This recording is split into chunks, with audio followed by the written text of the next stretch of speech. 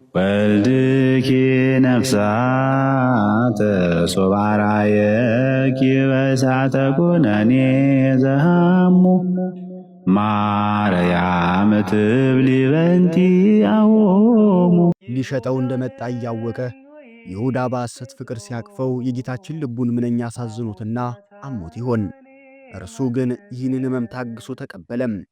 ይሁዳም እንደ ጠላቱ እየሸጠው እንደ ወዳጅ አቅፎ ሳመው። ጌታችን በሩን እኔ ነኝ፣ በእኔ የሚገባ ይድናል ብሎ ሲናገር ቢሰማም ይሁዳ ግን በሩን ጌታ ስሞት ሳልሞ ወደ ውስጥ በመግባትና በመዳን ፈንታ ወደ ሲኦል ገሰገሰም። ከውጭ ተሳልሞ መመለስ የሆነው ትርፉም የክርስቶስ አካል የሆነችው ቤተ ክርስቲያናችን የጌታዋ ሕመም ዘልቆ ስለሚሰማት የይሁዳን በመሳም አሳልፎ መስጠት በማሰብ በሕማማት ልጆቿን ምእመናንን በመሳሳም ሰላምታ እንዳይለዋወጡ ትከለክላለች። በዓመት ውስጥ 361ዱን ቀናት እርስ በርሳችሁ በተቀደሰ አሳሳም ሰላምታ ተለዋወጡ እያለች የቅዱስ ጳውሎስን የሰላምታ አዋጅ በቅዳሴው የምታወጀው ቤተ ክርስቲያን በሕማማቱ ሳምንት ግን እንዳይሳሳሙ ትከለክላለች። ይህ ሳምንት መድኃኒታችሁ ስለ እናንተ በሽንገላ መሳምን የታገሰበት ሳምንት ነው። ይህ ሳምንት የፍቅር ምልክት የሆነው መሳሳም የጥላቻ ምልክት የሆነበት ሳምንት ነው ብላ ሰላምታ ይቅርባችሁ ትላለች።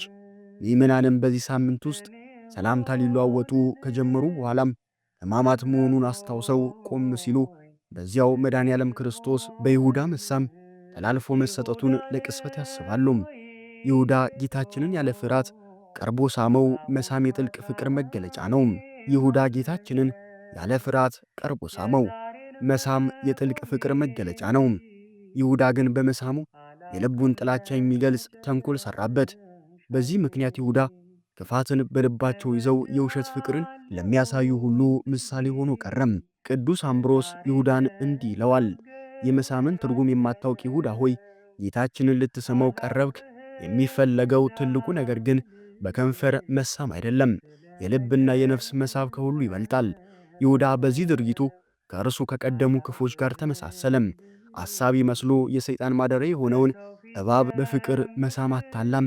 ሳምሶንን አሳልፋ የሰጠችው ደሊላም አባቱ ላይ ጠላት አስተባብሮ ሊወጋ የተነሳውን አቤሴሎም ለወንድሙ ዮሴፍ አዛኝ መስሎም እንዲሸጥ ሐሳብ ያቀረበው ይሁዳም በአስመሳይነታቸው ያስቆሮቱ ይሁዳም ቀደምት የግብር ዘመዶች ናቸው።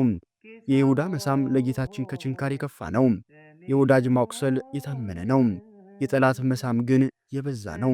ይሁዳ ጌታን ጠላቱ ሆኖ ለማስመሰል አብዝቶ ከሚስመው ይልቅ ፍቅርን ተሞልቶ ወዳጁ ሆኖም ቢያቆስለው ይሻል ነበረም። ቅዱስ ጄሮም እንዳለው የይሁዳ መሳም የቃየልን መሥዋዕት ሆነ። ቃየል ንቀት በተሞላ ልብ መሥዋዕትን እንዳቀረበ ይሁዳም በጥላቻ ተሞልቶም የፍቅርን መሥዋዕት አቀረበም። ጌታችንን በዕለተ ዓርብ አቁስለው ይዳኑ አሉ። ይሁዳ ግን ጌታችንን ስሞ ተኮነነም። የዲማው ሊቅ አለቃ ውድነ እሸቴም በከንፈር መሳም የፍቅር ምልክት ነው፣ ጎንን መውጋት ደግሞ የሞት ጥላቻ ምልክት ነው። ጌታ ሆይ የስቅለት ግን ሥርዓቱ የተለየ ሆነም። የይሁዳ መሳም ለጥፋት ሲሆን የለንጊኖስ በጦር መውጋት ግን ለሕይወት ሆነ ብለው የሳመው ይሁዳን የጌታ ጎን ከወጋው ወታደር ጋር አነጻጽረው ተቀኝተውበታል። ጌታችን ይሁዳ በተንኮልናም በውሸት ሊስመው እንደመጣ እያወቀ እንኳን እንዳትነካኝ ብሎ አላስደነገጠውም። እንደ ሌባ ሊያስይዘውም መጥቶ ክፋትን እናም ተንኮልን በተሞሉ ከንፈሮቹም ሲስመው ታገሰውም።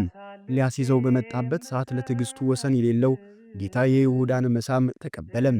እሱ ቢከዳውም ጌታችን ግን ለይሁዳ ያለውን ፍቅር ያሳየበት የመጨረሻው ቅስፈት ሲስመው መቀበሉ ነበር። እኛ ብንሆን ምን እናደርግ ነበረም? ኢትዮጵያዊው ሊቅ እርቱ ሃይማኖት በ14ኛው ክፍለ ዘመን በጻፈው ድንቅ ድርሰቱ እንዲህ ይጠይቀናል። አንተ ሰው ሆይ የጌታን ትሕትናውንና ቸርነቱን ተመልከት። አንተ እንደ ክርስቶስ ሥልጣን ቢኖር ኖሮ ይህንን ጊዜ ምን ታደርገው ነበረም? እንደሚመስለኝ ሥጋውን በበላኸው ደሙንም በጠጣኸው ነበረም። ጎስቋላው ይሁዳም የሰማዩን ንጉሥ ያስገድለው ዘንድ የሽንገላ መሳምን በሳመው ጊዜ እምቢ አላለም። ወዳጅ ሆይ መጣህን ብሎም መሳምን አስቀደመ እንጂም ታላቁንና የሚሻለውን ነገር ለዘመድ ወዳጆቻችን፣ ታናሹንም የሚከፋውን ነገር ደግሞ ለጠላቶቻችን የምንሰጥ እኛ በዚህ ዘመን ብንኖር ኖሮ ይህንን አድርገን የምንተው አልነበርንም። የሚወድቁበትን መንገድ እስከምናገኝ ድረስ እንጸናባቸዋለን እንጂም። አቤቱ ጠላቶቻችንን እንደ ትቢያ እንረግጣቸው ዘንድ ማሸነፍን ስጠን ብለን እንጸልያለን። በይሁዳ ከንፈሮች የተሳመው አምላካችን ይህንን ስንል በሰማን ጊዜም በልቡናችን ስላደረው ክፋት ምን ይል ይሆን? በእርግጥም ይህንን አይነት ምግባር ካልተውን በቂም በበቀል እያለን በሽንገላ የምንሳሳም ከሆነ እንባችን ከጎስቋላው ይሁዳ ጋር ይሆናል። ሊሸጠው እንደመጣውም እያወቀ ይሁዳ በሐሰት ፍቅር ሲያቅፈው ጌታችን ልቡን ምንኛ አሳዝኖትናም አሳምሞት ይሆን? እርሱ ግን ይህንን ሕመም ታግሶ ተቀበለም። ይሁዳም እንደ ጠላቱም እየሸጠው እንደ ወዳጅ አቅፎ ሳመውም። ጌታችን በሩን እኔ ነኝ፣ በእኔ የሚገባ ይድናል ብሎ ሲናገር ቢሰማውም ይሁዳ ግን በሩን ጌታን ስሞም ተሳልሞ ወደ ውስጥ በመግባትናም በመዳን ፈንታ ወደ ሲኦል ገሰገሰም። ከውጭ ተሳልሞ መመለስ የሆነው ትርፉም የክርስቶስ አካል የሆነችው ቤተ ክርስቲያናችን የጌታዋን ሕመም ዘልቆ ስለሚሰማት የይሁዳን በመሳም አሳልፎ መስጠት በማሰብ በሕማማት ሳምንት ልጆቿን ምእመናንን በመሳም ሰላምታ እንዳይለዋወጡ ትከለክላለች። በዓመት ውስጥ 361ዱን ቀናት እርስ በእርሳችሁ በተቀደሰ አሳሳም ሰላምታ ተለዋወጡ እያለች የቅዱስ ጳውሎስን የሰላምታ አዋጅ በቅዳሴዋ የምታውጀው ቤተ ክርስቲያን በሕማማቱ ሳምንት ግን እንዳይሳሳሙ ታስቆማቸዋለች። ይህ ሳምንት መድኃኒታችሁ ስለ እናንተ በሽንገላ መሳምን የታገሰበት ሳምንት ነው። ይህ ሳምንት የፍቅር ምልክት የሆነው መሳሳምን የጥላቻ ምልክት የሆነበት ሳምንት ነው ብላም ሰላምታ ይቅርባችሁ ትላለች። ምእመናንም በዚህ ሳምንት ውስጥ ሰላምታ ሊለዋወጡ ከጀመሩ በኋላ ሕማማት መሆኑን አስታውሰው ቆም ሲሉም በዚያው መድኃኔ ዓለም ክርስቶስ በይሁዳ መሳም ተላልፎ መሰጠቱን ለቅስፈት ያስባሉ።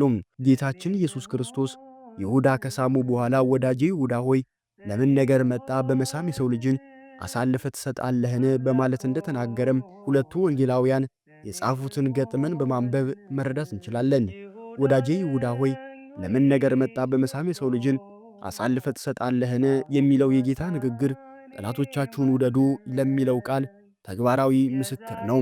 ጠላቱ ሲሆን ጠላቴ አላለውም ወዳጅ ያለው እንጂ በማለት አባቶቻችን ያስተምሩናል። በቀልን የሚተው ልቡናው ትሑት ጠላቱን ወዳጅ ነውና።